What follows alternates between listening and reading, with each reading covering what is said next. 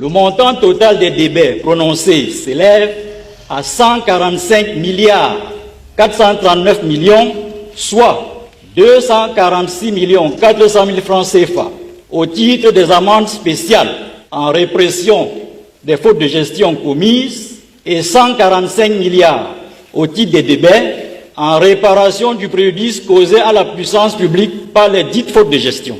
Il ressort des données publiées que les directeurs généraux battent le record des malversations financières avec 328 fautes de gestion. Les directeurs, maires, membres des commissions et comités, ingénieurs de suivi de marché et anciens ministres ne sont pas en reste dans ce sombre tableau. Ils sont responsables de plus de la moitié des fautes de gestion sanctionnées depuis 2008. Il y a trop de fautes qui sont faites par le CDBF, mais le taux de recouvrement ne suit pas. Et c'est là notre défi.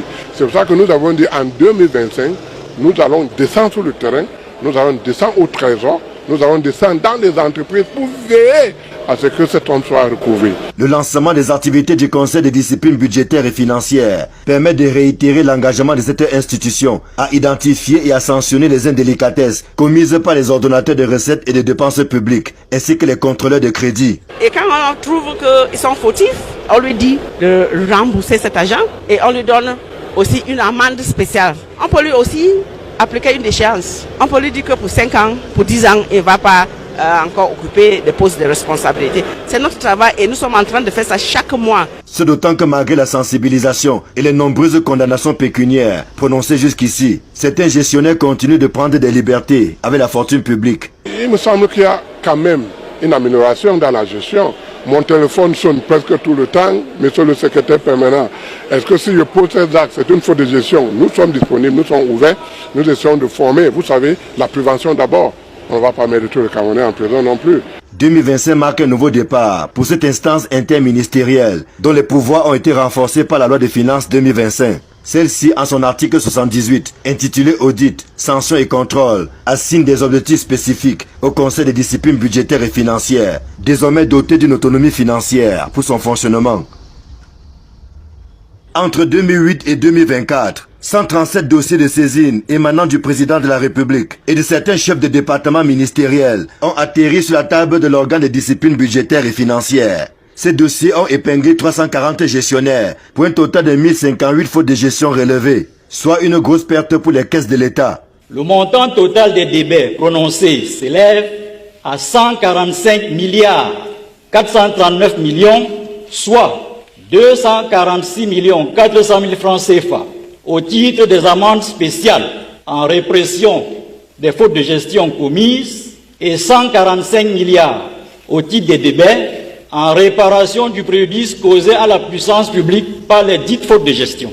Il ressort des données publiées que les directeurs généraux battent le record des malversations financières avec 328 fautes de gestion. Les directeurs, maires, membres des commissions et comités, ingénieurs de suivi de marché et anciens ministres ne sont pas en reste dans ce sombre tableau. Ils sont responsables de plus de la moitié des fautes de gestion sanctionnées depuis 2008. Il y a trop de fautes qui sont faites par le CDBF, mais le taux de recouvrement ne suit pas. Et c'est là notre défi.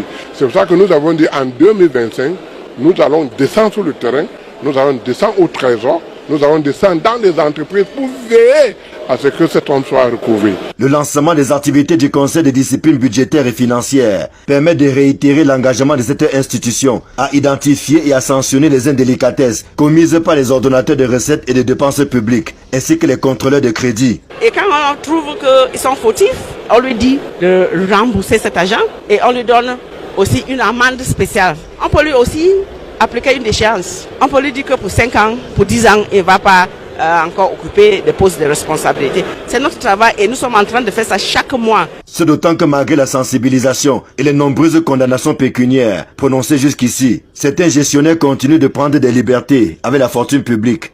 Il me semble qu'il y a quand même une amélioration dans la gestion. Mon téléphone sonne presque tout le temps, monsieur le secrétaire permanent.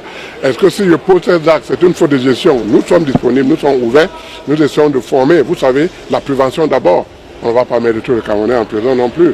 2025 marque un nouveau départ pour cette instance interministérielle dont les pouvoirs ont été renforcés par la loi de finances 2025. Celle-ci, en son article 78, intitulé Audit, sanctions et contrôle, assigne des objectifs spécifiques au Conseil de discipline budgétaire et financière, désormais doté d'une autonomie financière pour son fonctionnement. Comment tu peux aussi regarder une vidéo sans t'abonner? Abonne-toi. Surtout clique sur la cloche de notification. Ça, c'est la page de Buzz. Si tu veux être au courant des buzz et toutes les actualités au 237, abonne-toi et clique sur la cloche de notification. Partage aussi pour m'encourager. Surtout, si tu as quelque chose à dire, papa, lâche un commentaire.